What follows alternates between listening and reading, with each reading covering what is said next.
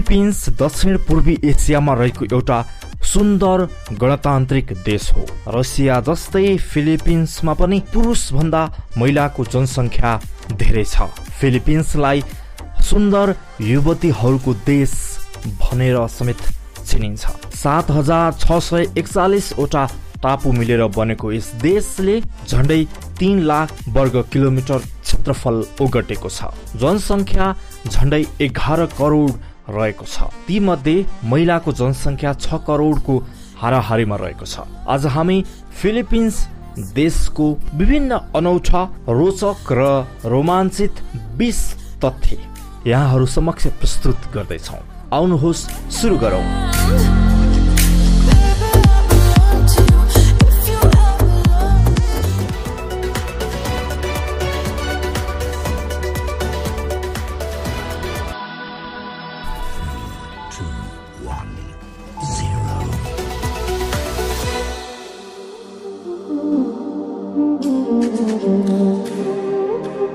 जनसङ्ख्याको हिसाबले फिलिपिन्स 12औं ठुलो देश हो, जहाँ जनसङ्ख्या करिब 11 करोडको हाराहारीमा छ।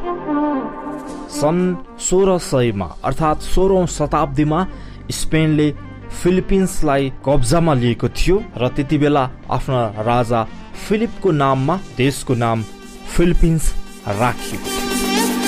16औं शताब्दीमै जब स्पेनले फिलिपिन्समा कब्जा जमायो, जसका कारण यस देशका करिब 92% जनसङ्ख्या क्रिस्चियन धर्म मान्छन्, किनकि स्पेनका मानिसहरूले रोमन क्याथोलिक धर्मलाई इसाई धर्मका रूपमा अनुसरण गर्दथे। त्यसकारण फिलिपिन्स एसियाको एउटा यस्तो देश हो जहाँ 90% भन्दा बढी मानिसहरू इसाई धर्मावलम्बी छन्।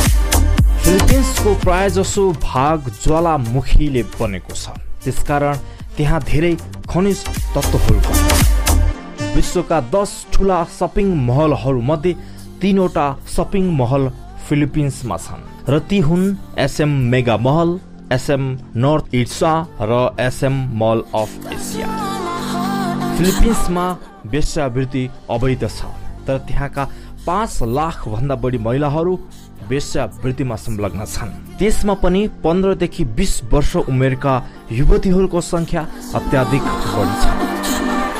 फिलिपिन्सको राजधानी मनिला हो, जुन एउटा सेतो फूलको नामबाट राखिएको। फिलिपिन्समा 7641 वटा टापुहरू रहेका छन् र त्यहाँ अत्याधिक रूपमा नरिवलको खेती गरिन्छ, जसले विश्व बजारमा नरिवलको खपत धानेको छ। एउटा अध्ययनले फिलिपिन्सका केटीहरूले भारतीय र नेपाली केटाहरूलाई निकै माया गर्छन्, किनभने उनीहरू यति विश्वस्त हुन्छन् कि नेपाली र भारतीय केटाहरूले आफ्नो सम्पूर्ण जीवन एउटै केटीको साथ बिताउँछन्। फिलिपिन्सलाई सेक्स टुरिज्मको रूपमा पनि चिनिन्छ। कम खर्चिलो सहर भएकै कारण धेरै युवाहरूको भ्रमणको रोजाइमा पर्छ फिलिपिन्स अङ्ग्रेजी भाषा बोल्ने देशहरूको सूचीमा 4 नम्बरमा पर्दछ। अङ्ग्रेजीका अतिरिक्त त्यहाँ फिलिपिनो भाषा बढी बोलिन्छ। फिलिपिन्सको राष्ट्रिय पक्षी फिलिपिन्स इगल हो, जुन सबै इगल मध्येको ठुलो हो, जसले बाँदरको पनि शिकार गर्दछ। फिलिपिन्समा कसैलाई उपहार दिएपछि तुरुन्तै खोल्नु मूर्खता र असभ्यता मानिन्छ। फिलिपिन्स सुन्दरीहरूको देश हो भन्ने भनाइलाई आजसम्म उसले जितेको 2 मिस युनिभर्स, 5 मिस इन्टरनेसनल र 1 मिस वर्ल्डले पुष्टि गरेको छ। 4 जुलाई 1946 मा अमेरिकाबाट फिलिपिन्स स्वतन्त्र भएको थियो। त्यसका कारण हरेक वर्ष जुलाई 4 मा फिलिपिन्सले आफ्नो स्वतन्त्रता दिवस मनाउने गर्दछ। फिलिपिन्सको अन्य कुनै पनि देशसँग सीमा जोडिएको छैन, समुद्रले नै उसको सीमा छुट्याएको छ।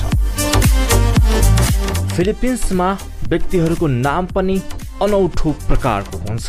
निकै छोटा र अनौठो प्रकृतिको हुने नामहरूमा जस्तै मे, अप्रिल, एलेक्स, बी, सी जस्ता नामहरू निकै लोकप्रिय छन्। नेपालको भन्दा फिलिपिन्सको समय झन्डै 2 घण्टा 15 मिनेट छिटो छ। फिलिपिन्समा कोब्रा, अजिङ्गर जस्ता सर्प र बाँदर खाने इगल बाहेक अरू शिकारी जनावरहरू नै छन् र संसारभर खटिने नर्सहरू मध्ये 25% नर्स फिलिपिन्सका छन्। यो त थियो फिलिपिन्सका अनौठा र रोचक 20 तथ्य। तपाईलाई यो सामग्री कस्तो लाग्यो आफ्नो विचार कमेन्ट बक्समा व्यक्त गर्नुहोला।